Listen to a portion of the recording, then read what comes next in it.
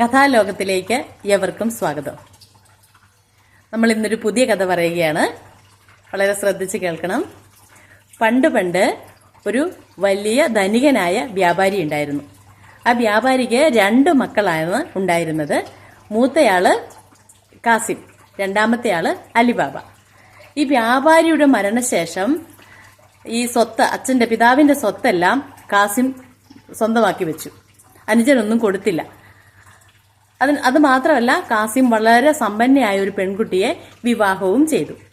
അനുജനാണെങ്കിൽ വനത്തിൽ പോയി വിറകൊക്കെ വെട്ടിക്കൊണ്ടുവന്ന് അത് ചന്തയിലൊക്കെ കൊടുത്ത് അങ്ങനെയാണ് ഉപജീവനം കഴിച്ചു പോകുന്നത്. ഒരു വളരെ സാധുവായ ഒരു പാവപ്പെട്ട പെൺകുട്ടിയെയാണ് അനുജനായ അലിബാബ കല്യാണം കഴിച്ചത്. അങ്ങനെ കാലങ്ങളങ്ങ് കടന്നുപോയി. ഒരു ദിവസം അലിബാബ തന്റെ കഴുതയുമായി കാട്ടിലേക്ക് പോയി വിറക് ശേഖരിക്കുന്നതിന് വേണ്ടി. അങ്ങനെ കാട്ടിൽ ചെന്നു. വിറക് വെട്ടുന്നതിന് വേണ്ടി ഒരു മരത്തിന്റെ ചുവട്ടിൽ ചെന്നു. അവിടെ ചെന്നിങ്ങനെ നിൽക്കുമ്പോഴാണ് കുറേ അധികം ആളുകൾ ഇങ്ങനെ വരുന്നത് അലിബാബ കാണുന്നു. അങ്ങനെ ഈ ആളുകൾ വന്നത് കണ്ടപ്പോഴേക്കും അലിബാബയ്ക്ക് പേടിയായി. പെട്ടെന്ന് തന്നെ തന്റെ കഴുതയെ ഒരു മരത്തിന് മറവിലേക്ക് മാറ്റി നിർത്തിയിട്ട് അലിബാബ മരത്തിൽ കയറി ആ മരത്തിന്റെ ഇലകൾക്കിടയിലേക്ക് ഒളിച്ചിരിക്കുന്നു. ഈ വന്ന ആളുകൾ തൊട്ടടുത്തുണ്ടായിരുന്ന ഒരു പാറക്കൂട്ടത്തിനടുത്തേക്ക് വന്നു. എന്നിട്ട് ആ കൂട്ടത്തിലുള്ള സംഘത്തലവൻ എന്ന് തോന്നിക്കുന്ന ആൾ ഇങ്ങനെ പറയുകയാണ്, ഓപ്പൺ സം. ഇങ്ങനെ പറഞ്ഞു കഴിഞ്ഞപ്പോഴേക്കും പെട്ടെന്ന് ആ പാറക്കൂട്ടത്തിന്റെ മുകൾ ഭാഗം ഒരു അടപ്പ് പോലെ അങ്ങ് തുറക്കുക. പെട്ടെന്ന് ഈ ആളുകളെല്ലാം അതിനകത്തേക്ക് ഇറങ്ങി അങ്ങ് പോയി. അലിബാബ ഇതെല്ലാം നോക്കി ഈ മരത്തിന് മുകളിൽ ഇരിക്കുക കേട്ടോ. കുറേ നേരം കഴിഞ്ഞു അവരെല്ലാം പുറത്തിറങ്ങി വന്നു. എന്നിട്ട് ഈ സംഘത്തലവൻ വീണ്ടും പറഞ്ഞു, ഷഡ്സം എന്നിങ്ങനെ പറഞ്ഞു. അങ്ങനെ ആ വാതിലുകൾ വീണ്ടും അങ്ങ് അടഞ്ഞു. ഇവരൊക്കെ അങ്ങ് പോയി. അപ്പോൾ തന്നെ അലിബാബ ചിന്തിച്ചു, ഇനി എന്തായാലും ഇതിനകത്ത് ഇറങ്ങിയിട്ട് താഴെ ഇറങ്ങി വന്നു കഴിയുമ്പോൾ ഇതൊന്ന് പരീക്ഷിക്കണം. പാറയുടെ അടുത്ത് ചെന്നു. ഓപ്പൺ സം എന്ന് പറഞ്ഞു വാതിലങ്ങ് തുറന്നു.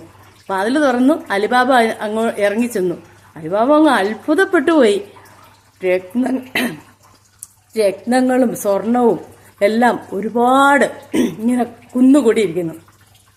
പെട്ടെന്നൊരു ചാക്കെടുത്ത് തനിക്ക് കൊണ്ടുപോകാൻ പറ്റുന്നത്രയും രത്നങ്ങളും സ്വർണവും എല്ലാം ഈ ചാക്കിലേക്ക് അങ്ങ് നിറച്ചു. അതിനുശേഷം എടുത്തു കൊണ്ടുവന്ന് നമ്മുടെ കഴുതയുടെ പുറത്ത് കൊണ്ടുവന്ന് വെച്ചു. വാതിലടയ്ക്കുവാണ്. ഷഡ്സം എന്ന് പറഞ്ഞു വാതിലടച്ചു. അവരിങ്ങ് പോന്നു. വീട്ടിൽ വന്ന് ഈ സ്വർണ്ണ രത്നം എല്ലാം കൊണ്ടുവന്ന് വീട്ടിൽ വെച്ചിട്ട് ഭാര്യയോട് പറഞ്ഞു, നീ ചെന്ന് ചേട്ടന്റെ വീട്ടിൽ ചെന്ന് കാസിമിന്റെ വീട്ടിൽ ചെന്ന് അവിടുന്ന് ഇതൊന്ന് തൂക്കി നോക്കാൻ വേണ്ടി ത്ലാശ് വാങ്ങിക്കൊണ്ട് വരാൻ പറഞ്ഞു. അങ്ങനെ ത്ലാശ് വാങ്ങാനായിട്ട് ഭാര്യ അവിടെ ചെന്ന് കഴിഞ്ഞപ്പോൾ കാസിമിന്റെ ഭാര്യയ്ക്ക് ഒരു സംശയം. അപ്പൊ എന്ത് ചെയ്തു? എന്താ തൂക്കി നോക്കുന്നതെന്ന് അറിയാൻ വേണ്ടി പുള്ളിക്കാരത്തി അതേല് പശയൊക്കെ തേച്ച് ഇങ്ങ് കൊടുത്തു വിട്ടു. എന്തായാലും ഇവര് കൊണ്ടുവന്ന് തൂക്കിയെല്ലാം നോക്കി. എന്നതിന് ശേഷം ആവശ്യം കഴിഞ്ഞപ്പോൾ തിരിച്ചു കൊണ്ടുവന്ന് ചേട്ടന്റെ വീട്ടിൽ കൊണ്ട് ത്ലാശ് കൊടുക്കുകയും ചെയ്തു. അവിടെ ഇത് കിട്ടിക്കഴിഞ്ഞപ്പോഴേക്കും കാസിമിന്റെ ഭാര്യ ഈ ത്ലാശ് വളരെ വിശദമായിട്ട് പരിശോധിച്ചു. അപ്പോൾ ഒരു സ്വർണ്ണ നാണയം ആ പശയിൽ ഒട്ടിപ്പൊടിച്ച് ഈ ത്ലാശിനകത്ത് ഇരിപ്പുണ്ട്. അപ്പോഴേ കാസിമിന്റെ ഭാര്യയ്ക്ക് മനസ്സിലായി ഇവർ കൊണ്ടുവന്ന് തൂക്കി നോക്കിയത് സ്വർണ്ണ നാണയങ്ങളാണെന്നുള്ള കാര്യം ഇവർക്ക് മനസ്സിലാവുന്നു. അതിനുശേഷം വൈകുന്നേരം കാസിം തിരിച്ചു വീട്ടിൽ വന്ന ഉടനെ കാസിമിന്റെ ഭാര്യ പറയുകയാണ്, നിങ്ങൾ അറിഞ്ഞോ, അനിയൻ വലിയ പണക്കാരനായി, ആ അനിയന് അവിടെ നിധി കിട്ടിയിട്ടുണ്ട് എന്ന് പറഞ്ഞു. ഉടനെ തന്നെ കാസിം അനിയനെ കാണാൻ വേണ്ടി ചെല്ലുവാണ്. അവിടെ ചെന്ന് അനിയനോട് ചോദിച്ചു. അനുജൻ അലിബാബ എല്ലാ കാര്യങ്ങളും പറഞ്ഞു. ഞാൻ ഇങ്ങനെ പോയ കാര്യവും മരത്തെ കയറിയ കാര്യവും പാറക്കൂട്ടം കണ്ട കാര്യവും എല്ലാം പറഞ്ഞു. അങ്ങനെ അവിടുന്ന് അടയാളവാക്യം എല്ലാം മനസ്സിലാക്കി നമ്മുടെ ചേട്ടൻ കാസിം ഈ നിധി തേടി പോവുകയാണ്. അങ്ങനെ അവിടെ ചെന്നു, പാറക്കൂട്ടം കണ്ടുപിടിച്ചു. അവിടെ ചെന്നിട്ട് പറഞ്ഞു ഓപ്പൺ സം എന്ന് പറഞ്ഞപ്പോഴേ വാതിൽ തുറന്നു. നമ്മുടെ കാസിം ഇതിനകത്ത് ഇറങ്ങി, പാറയ്ക്ക് ഉള്ളിലെ ഗുഹയിലേക്ക് ഇറങ്ങി. അവിടെ ചെന്ന് കഴിഞ്ഞപ്പോഴേക്കും കാസിം ഞെട്ടിപ്പോയി. നിറച്ച് സ്വർണവും രത്നവും എല്ലാം ഇങ്ങനെ കിടക്കുവാണ്. എന്ത് ചെയ്യണമെന്ന് അറിയാത്തൊരവസ്ഥ. കുറേ ചാക്കുകളിലെല്ലാം അങ്ങ് വാരി കെട്ടി നിറച്ചു കഴിഞ്ഞിട്ട് ഇത് എടുത്തു കൊണ്ടുവന്ന് പുറത്തേക്ക് പോരുവാണ്. കുറേ സമയമായില്ലേ പോന്ന് വാതിലിന്റെ അടുത്ത് എത്തിയപ്പോഴാണ് ഓർക്കുന്നത്, അയ്യോ ഇത് തുറക്കുന്ന വാതിൽ അടഞ്ഞു കിടക്കൂലേ. ഇപ്പം ഈ തുറക്കുന്ന അടയാളവാക്യം മറന്നുപോയി. അങ്ങനെ പേടിച്ച് അതിനകത്ത് നിൽക്കുന്ന സമയത്താണ് ഈ കൊള്ളക്കാർ അകത്ത് കയറി വരുന്നത്. അവര് കയറി വന്നതേ കാസിമിനെ കണ്ടു. കണ്ടതേ തന്നെ അവര് കാസിമിന്റെ പണി തീർത്തു. അവർ വെട്ടി ഞുറുക്കി കൊന്നുകളഞ്ഞു കാസിമിനെ. എന്തായാലും കാസിമിനെ കാണാതെ അന്വേഷിച്ച് നമ്മുടെ അലിബാബ വരികയാണ്. അലിബാബ വന്ന് ഈ ഗുഹയിൽ പരിശോധിച്ചപ്പോൾ തന്നെ മനസ്സിലാക്കി തന്റെ ജ്യേഷ്ഠനെ അവർ കൊന്നുകളഞ്ഞു, അവർ വെട്ടിഞ്ഞുറുക്കിയിട്ടു എന്നുള്ളത് മനസ്സിലാക്കി. അവിടുന്ന് അലിബാബ ഈ കഷ്ണങ്ങളെല്ലാം പെറുക്കി ഒരു ചാക്കിലാക്കി തന്റെ കഴുതപ്പുറത്ത് കൊണ്ടുവച്ച് വീട്ടിൽ കൊണ്ടുവരികയാണ്.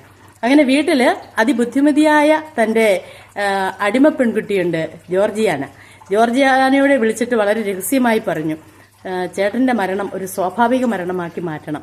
അതുകൊണ്ട് ഇതാരും ഇങ്ങനെ ഒരു മരണമാണെന്ന് ആരും അറിയാൻ പാടില്ല, അതിന് വേണ്ടത് ചെയ്യണം എന്ന് ജോർജിയാനയോട് പറയുന്നു. അങ്ങനെ ജോർജിയാന അടുത്തുള്ള മെഡിക്കൽ ഷോപ്പിൽ പോയി അവിടുന്ന് കുറച്ച് മരുന്ന് വാങ്ങി വയ്ക്കുന്നു. കാസിമിന് സുഖമില്ല, അതുകൊണ്ട് കുറച്ച് മരുന്ന് വാങ്ങണം എന്ന് പറഞ്ഞു. അതിനുശേഷം വളരെ വിദഗ്ധനായ ഒരു തുന്നൽക്കാരനെ പോയി കാണുകയാണ്, ബാബ മുസ്തഫെ. അങ്ങനെ ബാബ മുസ്തഫയും കൂട്ടി ജോർജിയാന വന്ന് ഈ മൃതദേഹം വെട്ടിഞ്ഞുറുക്കിയ കഷ്ണങ്ങളെല്ലാം കൂടി കൂട്ടി തുന്നി തയ്പ്പിച്ച് വെച്ച് ഈ കാസിമിന്റെ മരണം ഒരു സ്വാഭാവിക മരണമാക്കി മാറ്റുകയാണ്. എന്തായാലും ഈ കൊള്ളക്കാർ തിരിച്ചു വന്നു കഴിഞ്ഞപ്പോൾ അവർ ഗുഹയിൽ നോക്കിയപ്പോൾ കാസിമിന്റെ മൃതശരീരം കാണുന്നില്ല.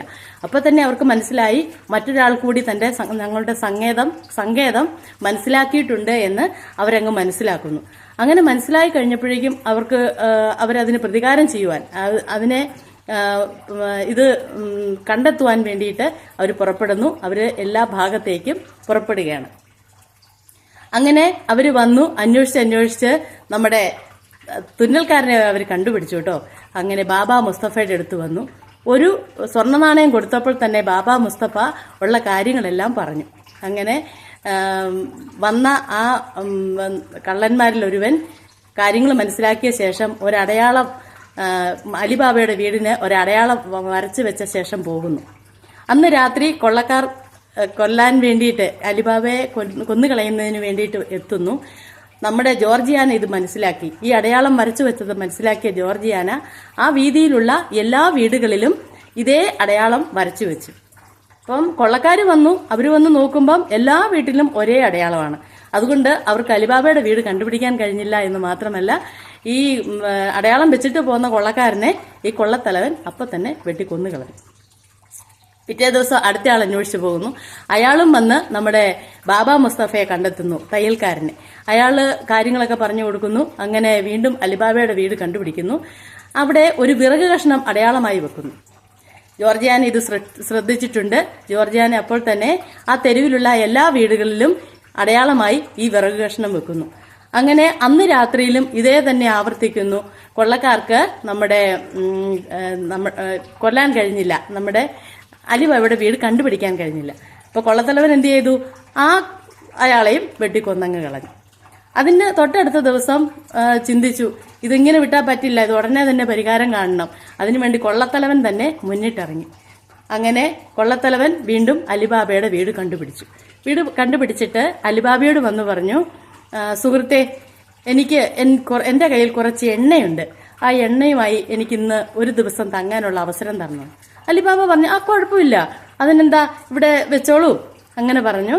അങ്ങനെ 38 ജാറുകളിൽ എണ്ണ കൊണ്ടുവന്ന് വെക്കുകയാണ്, വീട്ടിൽ വെക്കുകയാണ്. എന്നിട്ട് നമ്മുടെ കൊള്ളത്തലവൻ ഒരു സ്ഥലത്ത് പോയി കിടന്നുറങ്ങി. നമ്മുടെ ജോർജിയാനയ്ക്ക് സംശയം തോന്നി. ജോർജിയാന ഈ ജാറുകളുടെ ഇടയിലൂടെ നടക്കുമ്പോൾ ഇതിനകത്തുനിന്ന് ചെറിയ ചെറിയ ശബ്ദങ്ങൾ കേൾക്കുന്നു. ഉടനെ എന്ത് ചെയ്തു ജോർജിയാന? കുറെ എണ്ണ തിളപ്പിച്ച് ഈ ജാറുകളിലെല്ലാം കൊണ്ടുവന്ന് ഒഴിക്കുകയാണ്.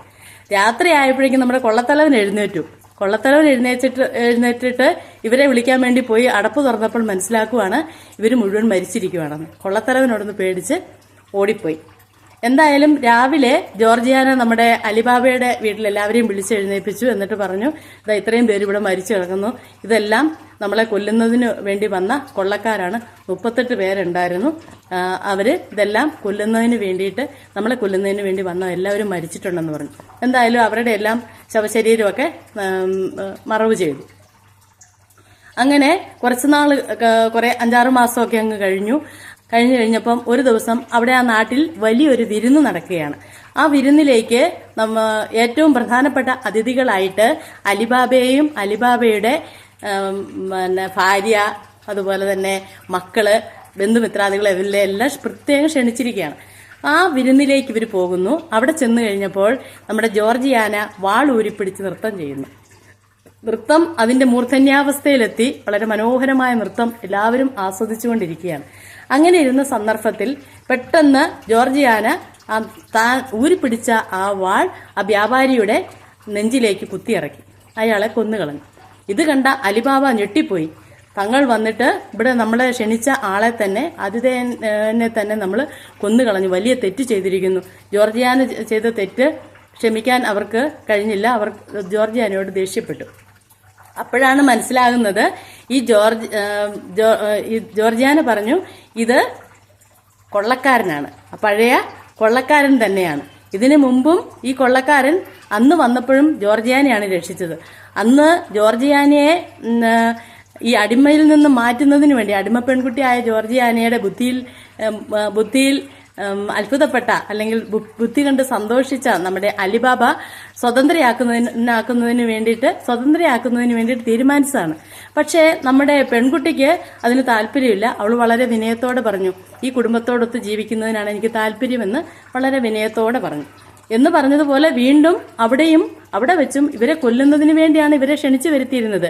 അങ്ങനെ ആ കുടുംബത്തെ, അലിബാബയുടെ കുടുംബത്തെ വീണ്ടും ജോർജിയാന രക്ഷിക്കുകയാണ്. അതിൻ്റെ അത്രയും ബുദ്ധിമതിയായ പെൺകുട്ടിയെ തൻ്റെ മകന് തന്നെ വിവാഹം കഴിച്ചു കൊടുക്കുന്നു അലിബാബ.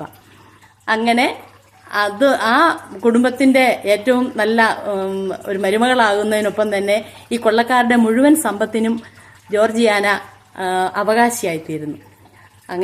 അതാണ് അലിബാബയും 40 കള്ളന്മാരും എന്നുള്ള കഥ. ഈ കള്ളന്മാർ 40 പേരാണ്. അതാണ് 38 ജാറിൽ കള്ളന്മാര്. പിന്നെ അതുകൂടാതെ കണ്ട് 2 കള്ളന്മാരെ കൊന്നുകളഞ്ഞു. പിന്നെ നമ്മുടെ കൊള്ളത്തലവനും അല്ലേ 41 പേരായി അല്ലേ. 38 2 40 41 പേര്, 40 കഥയിൽ കണ്ടത്. എന്തായാലും എല്ലാവരും ഈ കഥ വായിക്കണം. ഇത് പഴയ കഥയാണ്, എല്ലാവർക്കും ഇഷ്ടപ്പെടും. നന്ദി.